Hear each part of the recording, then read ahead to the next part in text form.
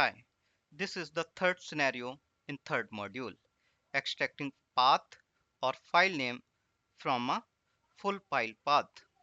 For example, we have a file name which contains the path and the file name itself. So we have to extract the file name into a separate variable and the path into a separate variable. So let's jump to the demonstration. I have already created the package and have created couple of variables that we will use. The file name will have the path and the file name itself, and name variable will be used to contain the name of the file only. I have used the default value sample.txt as per the file name, the full file path name. So that default value will help us to evaluate the expression while developing the SSIS packages at compile time. And when they will be executed so that at runtime the evaluation is as expected. So let's see.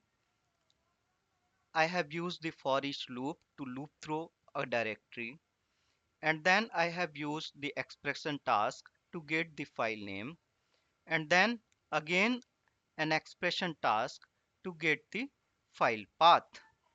So how to get the file name? We have written an expression that extracts the file name from the file, its full file path name itself. So for that the file name have the path and the name. We have reversed it and then finding the index using the find string method of double slashes, and then using the write function to get the file name from the file name variable at this index from the right. So if we evaluate this expression, it extracts the file name from the file full file path,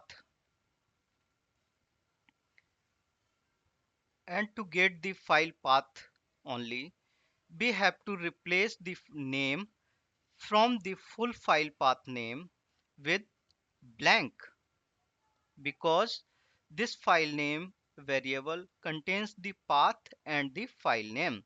So if we replace the file name which is in variable name by the blank, it will have only the path. So let's evaluate this expression and we gets the path only. So let's execute this package and you will see in progress tab there is result, the path and the file name. In the directory that I am using, we have only 3.txt files, so it has separated the path and the file name for each file. Yeah. So this is how we can use the expression to extract the file name and the path of the file.